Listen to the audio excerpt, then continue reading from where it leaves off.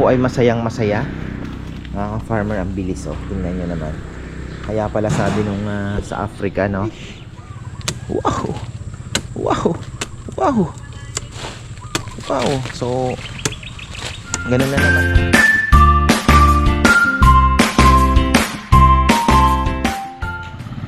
Yan na. Isang magandang buhay. Nakakatakot po ang bagyo, mga ka-farmer. At kailangan maghanda tayo. Pakabukas po, sarado kami. So ayan, dito muna tayo sa kabilang channel. At ayan, ito na yung ating kiat-kiat. May nakita ako nakapos ang daming bunga. Sana po magano na. Ayan na oh, medyo ito yung hinihintay ko. Ayan na oh, may mga maliliit. So sana, kasi yan po ang pag nag-transplant tayo, yan ang hinihintay ninyo, yung bagong supang. Ibig sabihin, ayan, maitim po yung aking kamay dahil ako ay Hina! Ang gulo nga, may mga parang naging Fernando po yung aking visit.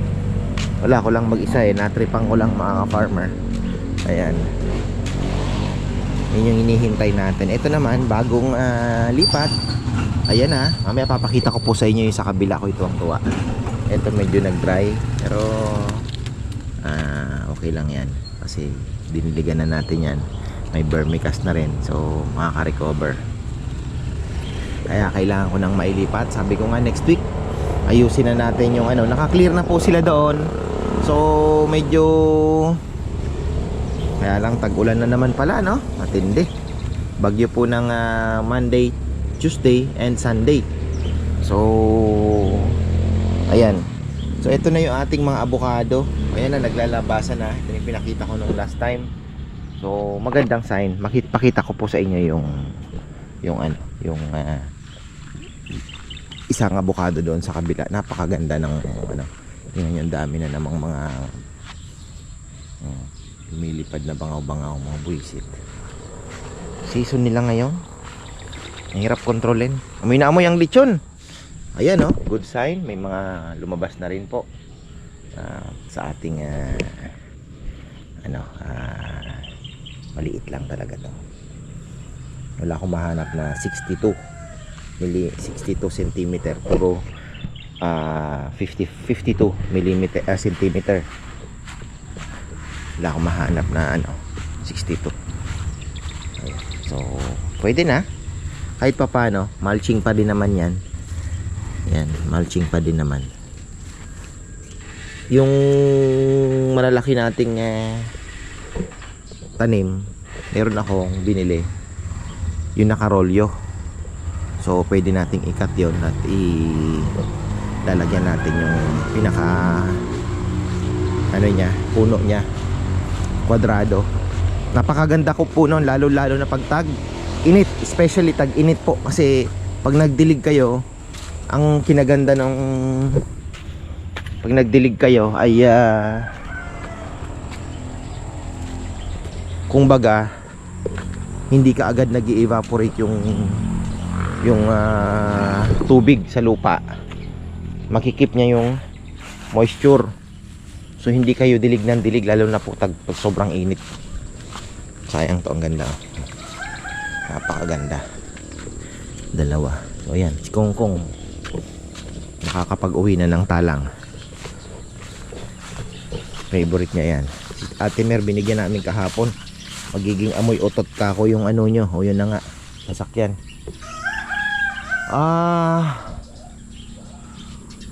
Galingan mo pa, brother, ha? Galingan mo pa. Kompleto ka na. So antay na lang ako, ha? Mag-aantay na lang ako. Kompleto ka na.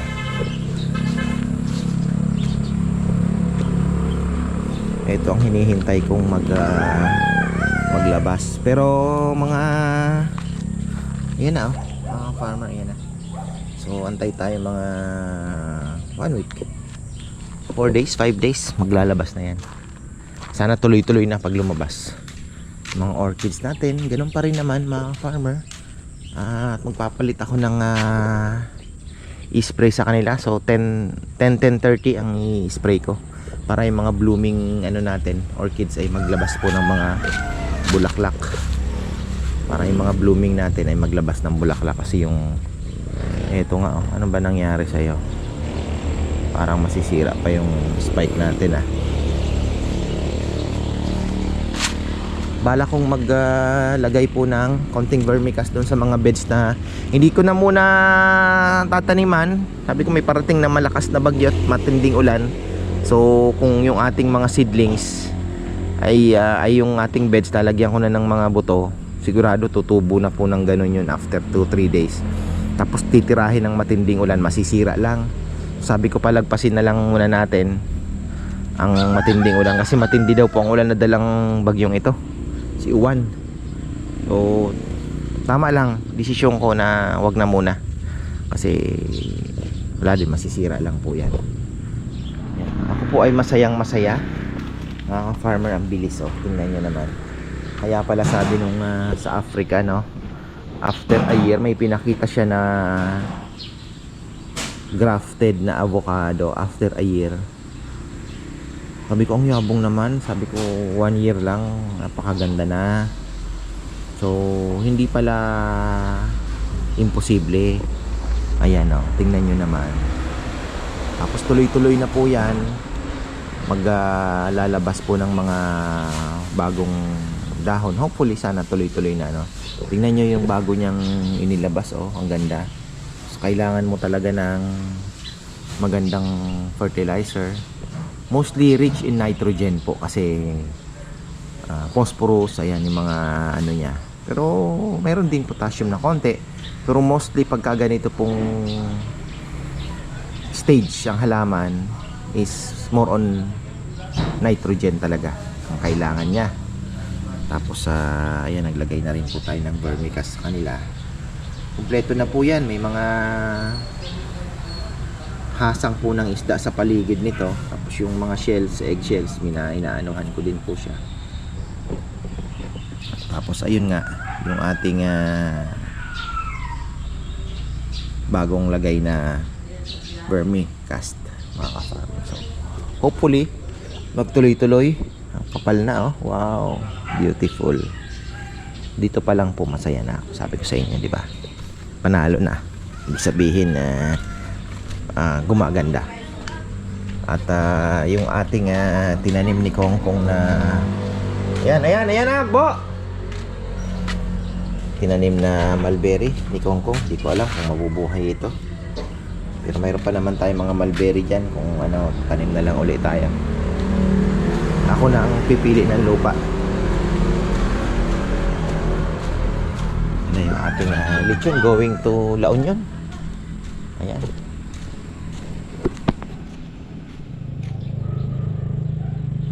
Ayan, mga farmer, ang ating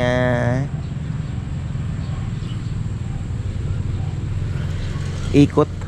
Kukuha ko ng itak dahil ako po ay magbabawas ng konting dahon ng papaya sa paghahanda ng pinag-isipan ko kagabi.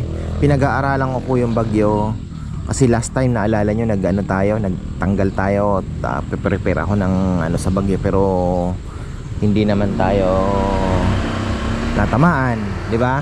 Pero this time napakalawak po ng bagyo, grabe. 700 radius pa lang, 700 kilometers radius pa lang. So medyo ako po'y kinakabahan. At sana po ay wala tayong hindi ko naman masabing humina, lumihis. Pero yun po talaga ang tumbok daw. Central Luzon and North Luzon, mga farmer, between Central and North. So Isabela, Kasiguran, pero kasama pa rin po kami sa probability na low probability na dito ang mata, pero kasama pa din. Tingnan nyo, pwedeng bumaba. Kaya medyo nakaka-nervyos din po, mga farmer. Hindi naman natin pwedeng sabihin na diba, sana humina pag landfall, diba? Parang wag naman masyadong marami ang damage na mangyayari, kasi tingnan nyo po itong aming mga talisay. Yan pong mga talisay na yan, pagka hinagupit po ng malakas na hangin, ang problema po ng lupa namin malambot. mabilis pong mabuwal. Actually ilang beses na pong nabuwal itong mga talisa, itinayo na lang namin yan eh. Marami po ang nabuwal dyan, tinayo na lang namin. So ngayon, pagka nabuwal na naman yan, papalitan natin. Same scenario. Dahil every year mayroon pong bumibisitang bagyo. Kaya ang hirap ano? Ang hirap. Ngayon po palakas po ng palakas ang mga bagyo. At super typhoon na nga ang iba, di ba? Kita nyo naman. Talagang nakakatakot. Akyat na ako sa lechonan and then tawag dito, magtatanggal ako ng konting mga dahon for preparation. Tingnan natin bukas kung magbubukas tayo o sasara. Pero bago yan, pakita ko po yung aking avocado dito na hashasan. Pero wala na tayong magagawa kundi mahal din to. 1.5 din ang bili ko eh. Ito naman po ay sana maging maganda po ang ang bunga. Pero definitely hindi po has ito. Tingnan nyo naman ang dahon, sinlaki ng palad, paano naging has Pero yung ibang variety ito. Pero magandang avocado to kasi galing naman po sa mga legit seedling naman. Diba? Nursery. So yun nga lang talagang sabi ng mga Italiano, so ayun. Di ako makapagparonda ngayon dahil si Rambo may inaantay na ibon. Hindi ko alam, mag-i-interview tayo kasi ayan, sa mga nag-aabang po ng sa ibon ko kung wala nang nangyari, ayan, mga healthy naman po siya. Kaya lang hindi ko po bigyan ng time para ilaro. Ngayon ang nangyari, sabi ko kay Rambo, ganito na lang kasi nag-breed po kami para sa panglaban niya. Sabi ko ako na ang gagastos ng lahat para hindi ka na masyadong ako na ang gagastos, ako nang diba? So yung enjoyment sa amin na parehas yan. Kasi naandyan lang naman, mag-aabang din naman. Ang lang kasi talaga yung magkaklak. So ibon ko na ang sing-sing ko, lahat yan i-provide ko na sa kanya para hindi na rin po siya mabigatan din Tapos ang gusto ko mga 10 ang ilaban, diba? Ilaro 10. Tapos iti-training po namin yan ng maayos. At baka maglaban din ako, tingnan natin. Maglaro din tayo ng old bird. Marami din naman po tayo dyang nakatabi na mga old bird po na magagaling din naman sa tingin ko. Sabi nga ni Kung ang gaganda ng ibon. Sayang. So ayun, sabi ko po pag nanalo, which is very swerte naman kung mananalo kami. Sabi ko hati tayo o sige kuya, sabi niya, tuwang-tuwa yung si Rambo, sabi niya. Basta ako nagagastos ng lahat, pati vitamin supplyan ko din para wala na siyang iisipin kundi mag training. Ako na din po ang gagastos sa training. Abangan namin kung ilan ang makakauwi. So ganun po ang gagawin namin. Ayan, tayo po ay pakyat na at gagamitin ko itong aking special ayan, pinagawa pa galing Bicol, mga farmer. Napakaganda. Hindi ko pa nalagyan ng sa yung kaluban ba, yung tali. Ayan, napakaganda nito. Si Brother John Roque, unang-unang nagpagawa. Siyempre hindi magpapatalo. Ganun din si Brother Lorenzo Sigua, nagpagawa na rin. Shoutout din sa'yo. Ayan, nagpagawa na rin po siya, sabi niya ka-farmer. Tapos meron tayo, ka-farmer Alex Santos, February pa, nagpagawa din. Po kasi nito, tingnan nyo. Si Brother Big Ben, ayan, ikinontak niya din. Ayan, tingnan nyo, ganda. Masbate style. Tamang-tama lang po ang haba, diba? Ang gaan niya, hindi siya mabigat, hindi kasi ang pangit po sa mga ginagawang masyado mabigat yung iba ay sa Bicol. Sabi ko, tol, nipisan mo, ayoko nang mabigat. Gusto ko yung magandang talaga matibay. 'di ba? Matibay na, gaan. So ayun, tayo po yung magbabawas ng kaunting ano dito, kaunting dahon at bukas baka doon naman, pero dito tirahin na natin. May palitsyon sila, oh, dinala dito. Yan, baboy, mga kapitbahay yan. Kaya kailangan pagbigyan. Mukhang may handaan ngayon. Oo. Sinong birthday? Yung anak ni kuya ninyo. Oh, sige. Sinabumba yun, yung mga nag-aararo. Anak ng tipaklong. Ay! Wow! Wow! Wow! Wow! So, ganun na naman tayo, mga farmer. Talagang kailangan natin yan. Para medyo mabawasan po yung yung sumasalong dahon sa hangin. At hindi po sila matumba basta-basta. So yan po ang purpose natin. Ay wala akong magagawa. Ayaw ko man. Kasi syempre kahit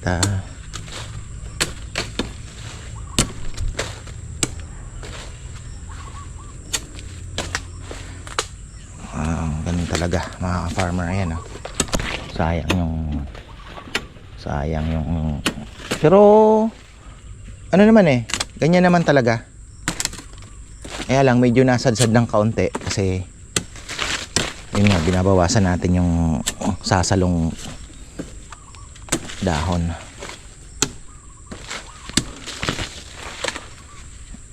Ayan. Nakaraan nga talagang inano ko na ang tawag dito halos pitik lang. Oh.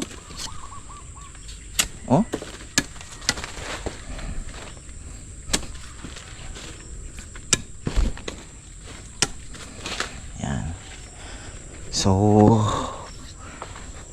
sana naman wag naman kasi signal number mag signal number 5 yata, baka kami dito mga 3. So pag 3 po ano yun yung signal number po kasi hindi po yun hindi nakabase sa ulan, nakabase po sa hangin. Tandaan ninyo yung wind signal po yun.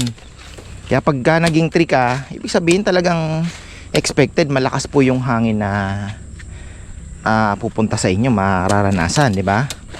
So pag nag number 3 ka, 2 or 3, pinakamababa na po yung 2. Pagka ganon, pasensya na ha. Ito na naman tayo mga kaibigan. Mahaba na yung nilakbay natin, konting tiis. Tapos naman ito, less likely naman na tayong bibisitahin pa ng mga bagyong malalakas kasi pagka ganyan po nasa baba na talaga ewan ko ba't, di ba nagbisayas na siya. Bagay, sabihin ng mga taga Visayas, grabe ka naman,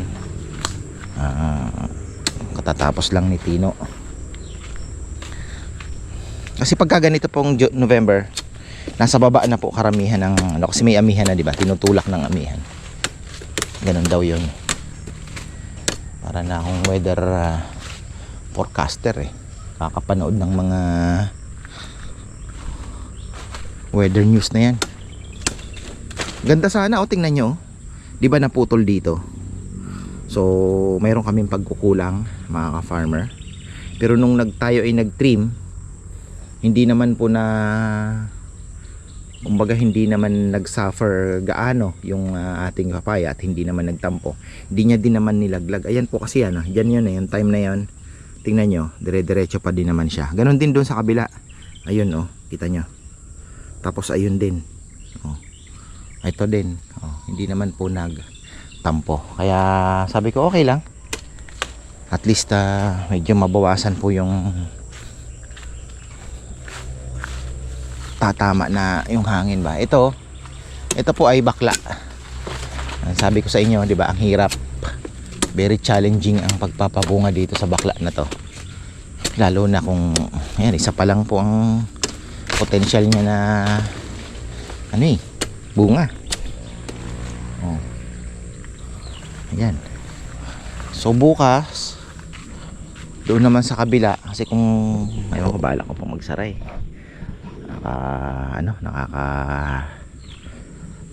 Takot mamuhunan at Tapos wala namang pupunta. May nag-cancel na nga ng lechon para bukas kasi takot na din naman mga farmer kasi grabe po ang grabe ang sa news, nakakatakot. Nanood ka. So ayun, galing, first time ko pong magamit ito. Napakaganda, gaan. So ayun, tingnan natin tong mga langka natin. Ito naman okay naman to, hindi naman to ito yung ginagamot natin na hopefully ay mapaberde po natin ang dahon, pero mukhang ano na, mukhang under ano na siya, recovery kasi tingnan nyo medyo parang nagbe-berde na. Hindi naman po ganun kabilis yan hindi naman ganun kabilis. Bigyan natin to ng mga 2 weeks 3 weeks dapat. Kung hindi man magdilaw yan, yung mga sumunod na dahon dapat green na, dark green. Yan na ng bayabas mga farmer. Pero sabi ko kay Papaya, masarap yung bayabas ni Ma doon sa baryo. Masarap po yung bayabas niya. Eto, lalagyan din natin ng mga vermicast yan. Lahat po ng ating mga halaman, pati yung doon, lalagyan din natin ng vermicast. Yung mga papaya natin yan next week siguro. Ang aga ni Madam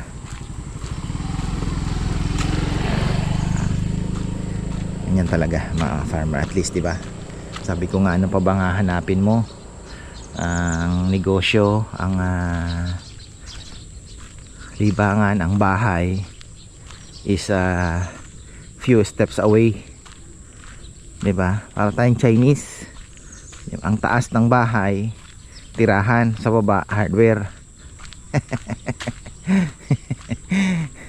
Hindi mo na kailangan bumiyahe, na andito na yung farm mo, na andito na yung mga tanim mo, na kompleto na, di ba?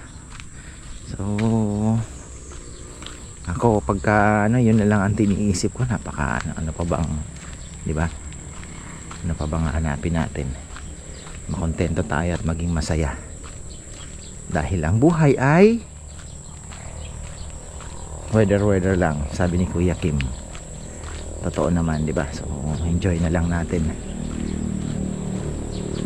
Mabolo, marami malalaglag sigurado. Farmer yan, marami malalaglag sa Mabolo. Anong oras na ba? 7:15. 7:15. Ay, ayan, okay na. Solve. Wala naman akong ano. So ayan, happy birthday pala kay Tita May. Asan ba si Bebe? Oh, Tita May, happy birthday. Happy birthday. Tita May Serrano. Ayan, happy birthday. Mayroon pang dumating na 2 bisita. Ayan, galing din dito, pero alam ko may hinihintay pa sila. Ayan, Tita Catalina, La Chica.